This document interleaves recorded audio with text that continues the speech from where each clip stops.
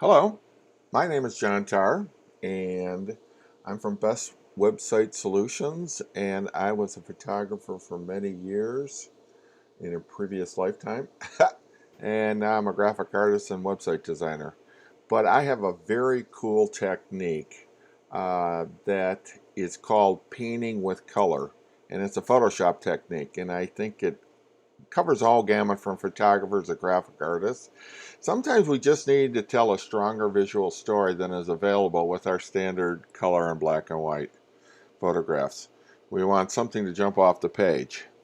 And if you do, then this is a cool technique for you. Um, I have used this photography skill many times when I have designed newsletters and websites because it does demand attention from the viewer. It's like underlining a word in a sentence to make sure the reader does not sail on by. I have to tell you though, some images do take on a surreal, eerie effect that kind of stumps the senses. Okay, and like I said, this is a technique that is done in Photoshop, and it's really not that hard. I'm going to walk you through it right now from beginning to end here. But before I do, I just want to give a little attention grabber here. Again, it's John Tarr from Best Website Solutions. Okay, so I'm going to shut that off, and I'm going to bring in a photograph into Photoshop. So first of all, I'm going to open up Photoshop. Here she is. Um, and this is the image that I am going to do some colorization on. So I'm going to make this much bigger in Photoshop right here. Um, and here we go.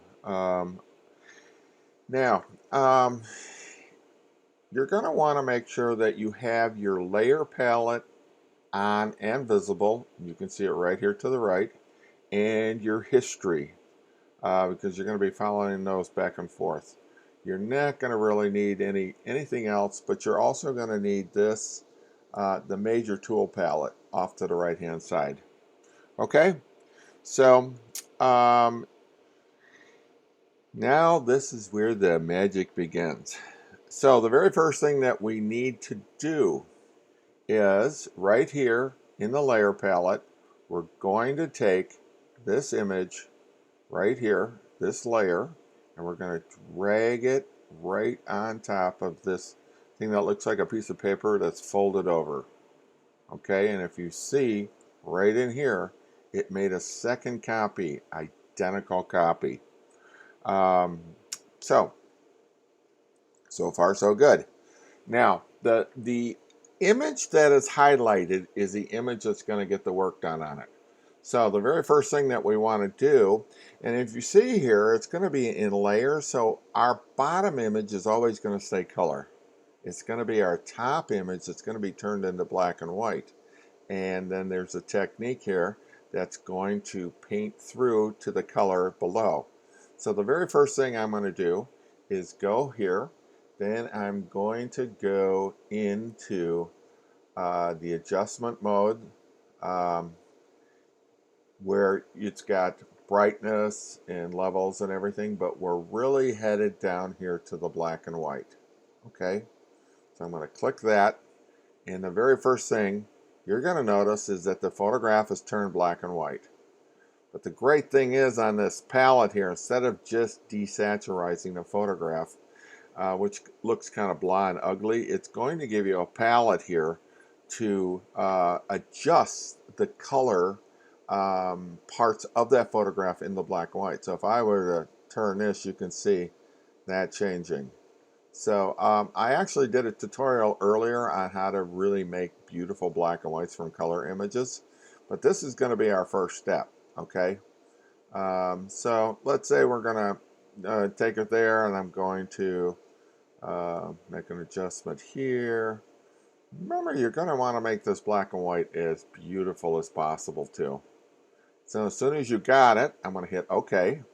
Now, if you notice in the layer, the bottom layer is still color.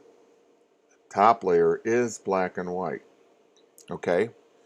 Now, next, magic trick here is to hit this little guy right here that looks like it's got a big picture on it with a big circle in the middle of it. Okay, that is your add layer mask. If you notice on all the tools that are in Photoshop, if you hover over it for very long, it's going to tell you what it is. Okay, so this is going to be add layer mask. So I'm going to click that, and then right away you will notice that there's a black and white, and then it's got this white thing right next to it here. Now, one of the things, there's a saying that goes, white reveals, black conceals. And that's where it's going to be coming in very important that you remember this. Over here in the main palette, you're going to want to select black and white, and you're going to be alternating between the two. This double arrow here allows you to alternate between the two. Okay, so remember what I said, white is on top first. So it's then going to go up here, and we're going to look for a brush. And we're going to use the eraser tool, actually. I like that. And it's giving us, and you can change all the settings on the brush here by going up to the top left. But also on a Mac computer, you can actually hit the bracket keys, which are next to the P on your computer keyboard. So if I have the tool right here and I click it up, you can see the tool getting bigger. See that? So, and if I hit that bracket key on the left, and it goes down. But if you notice as I do this, watch this thing up to the left here telling you what that size is. So if I'm clicking here, you can see it's going 4, 7, 8, 9,000. So you can actually change it up there or do it on your keyboard. But I'm going to do it on the keyboard. And I always like to have, on this particular technique, I like to go 100% opacity, 100% flow, and it's on the brush mode. Okay, so okay, here we go. I'm actually going to use my tool here to blow this picture up a little bit so I can get a better idea of what I'm working on here. Then I'm going to go back here to this key, and here's our tool. Now, as I click and drag across it, check this out. It's revealing the color that's on the image down below. Okay, so you drag it, and so you can see that color all posting out. Okay, oh, I got some on his arm. Don't worry. Remember what I said about white reveals, black conceals? So I'm going to finish up with revealing with the white first.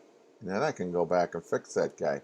Now, doesn't that look really odd? You got all black and white back in here. Now, if I switch and go back to black and I use the tool, see what it just did? It's bringing it all back to black and white. Cool, huh? So there's really no making a mistake here. Now, in my mind, that's not quite enough that we want to do here. So I see two pictures that are down below here. So I'm going to add color to those guys too. But don't hesitate to do your tool here to blow it up so you can really get fine with what you're working on. So I made it really big. Bringing back the eraser tool. It's too big, so I'm going to pare it down and make it smaller for these guys, and then I'm going to go across them. Oh, remember, white reveals, black conceals. I had the black one on. So now if I switch it, go to white, you'll see that this guy is getting painted.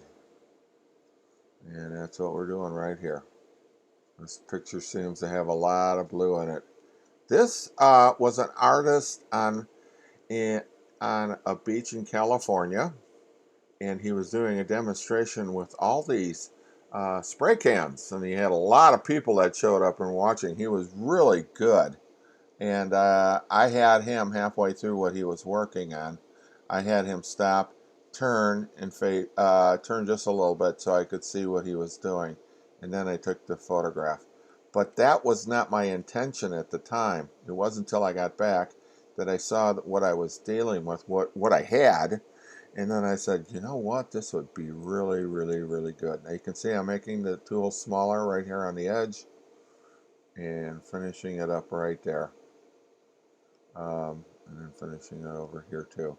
So you're going to want to use the magnifying glass to kind of blow it up a little bit. And then,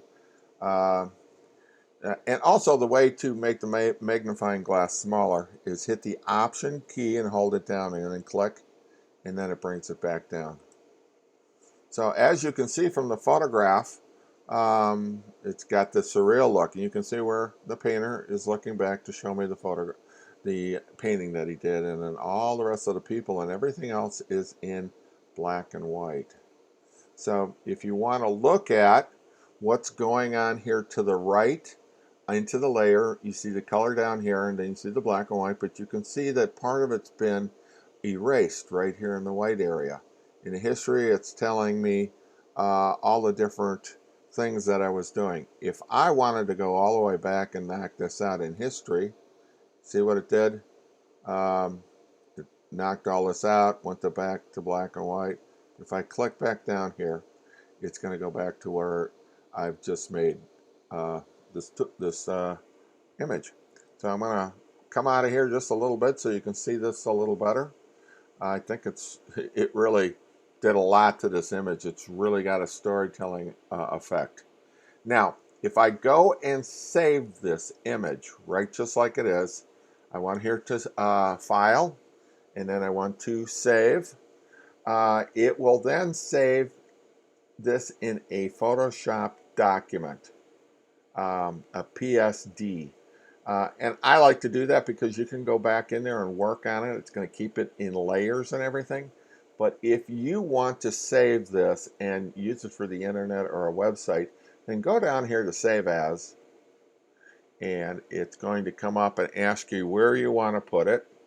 Down in here it says Photoshop, but I do want to make this into a JPEG. And then I'm going to do, let's rename it.